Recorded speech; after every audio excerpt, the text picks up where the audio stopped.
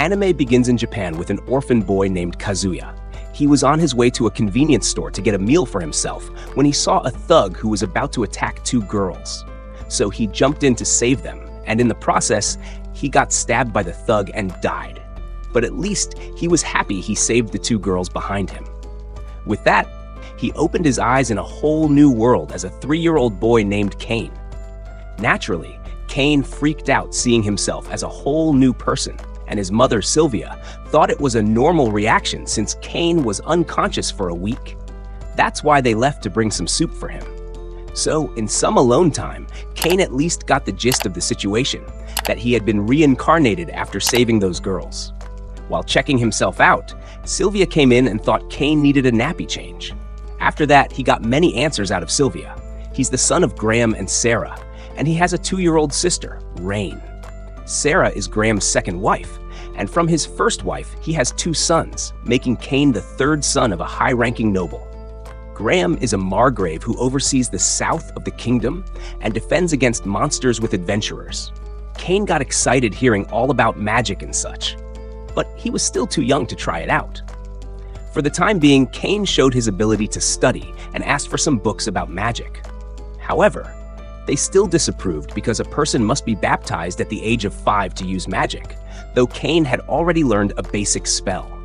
After that, he began to learn more about the kingdom's history and how it was founded by the first king named Yuya, a Japanese name, and how all sorts of fantasy beings exist in this world. 2 years flew by in a flash, and now Kane was on his way to the church to be baptized. After baptism, everyone gets a status window, and Rain showed Kane how it looks. There was a title Kane saw on Rain's status, which she quickly hid.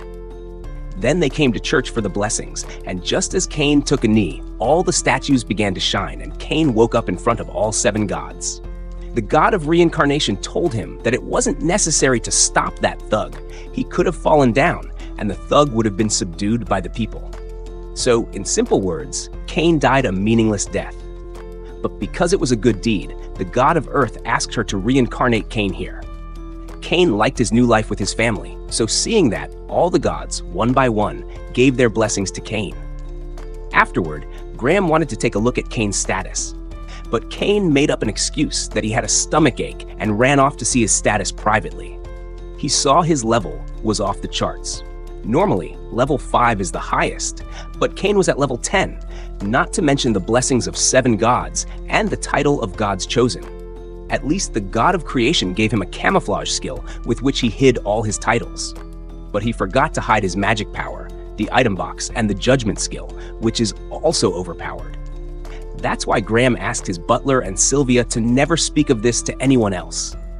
That sums it up for today's ruckus, and Kane saw a summoning book in his room and decided to give it a try. He successfully summoned a monster in his backyard, but Rain and Parma got caught up in it. Kane jumped in and saved them from the monster, but he took some damage. Nothing too serious. He asked Rain to hide this from their parents. Time flew by, and Kane turned 5 years old and decided to become an adventurer. Graham made arrangements to call some tutors for Kane's training. In his excitement to meet them, Kane jumped out of the window and fell on his teacher. She thought Kane needed nursing, but that was a misunderstanding. Millie and Na were both D-rank adventurers who took Kane to the training grounds. They were shocked by Kane's swordsmanship skill. Millie challenged Kane herself and quickly got tired. Then he showed his magic power, which shocked them even more. Na and Millie were confused because the kid had blessings from both the god of magic and the god of swordsmanship, plus the item box. They didn't know what to teach him, so they asked Graham for permission to leave the mansion. Otherwise, Kane might accidentally destroy it. After getting to a safe distance, Kane unleashed his mini fire spell, which wasn't mini at all, leaving the girls speechless. Millie and Na thought Kane should be tired after casting such a big spell, but Kane still had enough MP to cast more. Suddenly, a fanged rabbit attacked them, and Kane killed it with wind bullets. It was his first kill, so he excitedly showed it to his family. Nina used a search spell to locate more monsters, and Kane copied the spell just by seeing her cast it. They killed more monsters, but when Kane tried to follow one, Millie stopped him, warning that the forest is filled with strong monsters and that monster outbreaks happen every few decades. The next day, Kane went to the Adventurers Guild with Millie and Nina to get more info on the monsters. There, he saw a cute dog girl receptionist who found Kane adorable. Sadly, some goons came in and started molesting Na and Millie. Kane stepped in, beat the heck out of them, and threw all the trash out. Na was glad nothing happened to Kane. As time passed, Millie and Na's contract to train Kane was coming to an end. As a parting gift, Kane hunted down a dragon and an ogre to create a magic bag for them. But a soldier saw the destruction and thought a monster outbreak was happening, warning the whole town. All the troops followed Graham's lead to save the town, but when Graham arrived at the scene, he saw a handkerchief with his household emblem. On the last day of training, Kane gave Millie and Na the magic bag they had always wanted, which could fit an entire mansion, making it a national-level treasure. However, Kane had installed a security system that only the three of them could use, making it even more precious. Still, Millie and Na were happy to receive it. With that, they went their separate ways. Later that day, Graham scolded Kane for a good hour and a half after discovering Kane was responsible for the destruction in the monster forest. Kane continued adventuring and even hunted down a red dragon. Now that he had turned 10, Kane was on his way to the royal capital to make his debut in noble society. Through search magic, he sensed a large group of monsters attacking people. Graham sent his men ahead, but Kane arrived first and saw at least 50 monsters killing knights. Kane saved them all, but the knights were wary of him. Kane introduced himself as the son of Graham, and Graham's knights arrived to confirm his identity. Kane healed the surviving knights and stored the bodies of the fallen. When Graham arrived, he saw the carriage had the emblem of Duke Santana.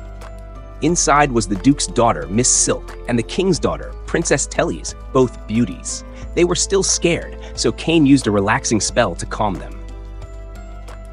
Impressed by Kane, both girls started fawning over him and fighting for his attention. Confidently, both girls were also on their way to their debut and dragged Kane to ride with them. Both sat close to Kane and didn't let him sit elsewhere. They asked him to call them by their first names, and they wouldn't take no for an answer, so Kane had to agree. They stopped at an inn to spend the night, but Silk and Tellys didn't want to be separated from Kane.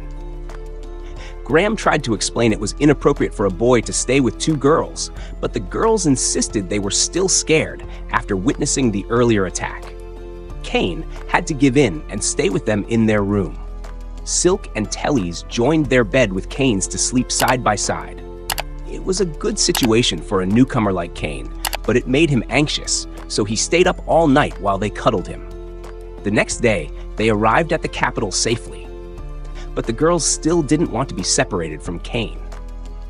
In front of the vice captain of the Royal Knights Order, Diam von Gazard, Kane was thanked for saving Silk and Tellys, as well as for bringing the fallen knights back. Kane was about to leave, but Diam stopped him because Kane still had to meet the king. Kane went to the royal court, where the king heard that Kane had defeated 50 orcs to save Silk and Tellys, and also brought back the bodies of the fallen knights. For his bravery, the king granted Kane the title of Baron, 10 platinum coins, and his own mansion. Naturally, some objected to giving a 10-year-old the title of Baron, but the king silenced them. Afterward, the king called Kane and Graham to the parlor for a private talk.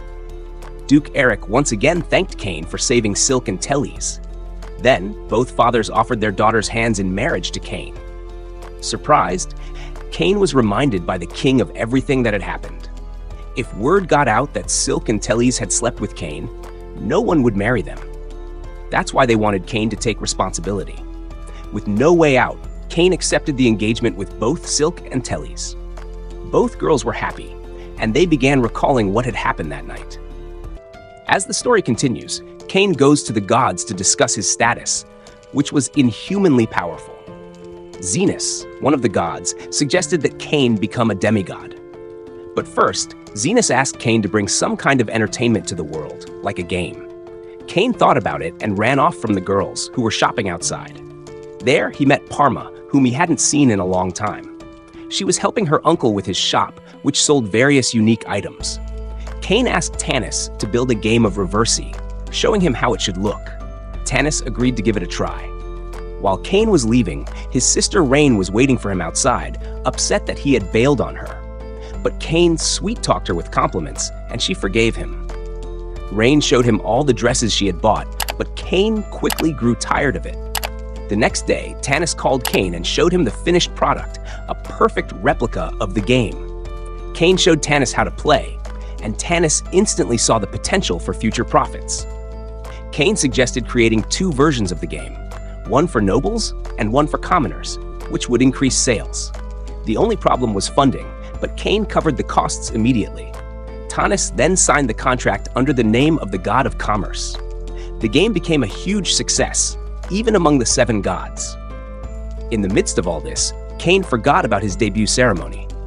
He quickly got ready and arrived at the royal castle, where all noble children make their debut. At the event, Cain ran into Skier again, but avoided him. He met Silk and Eric, and Silk's father gave Cain a warning smile as they pretended to meet for the first time to keep Cain and Silk's engagement a secret.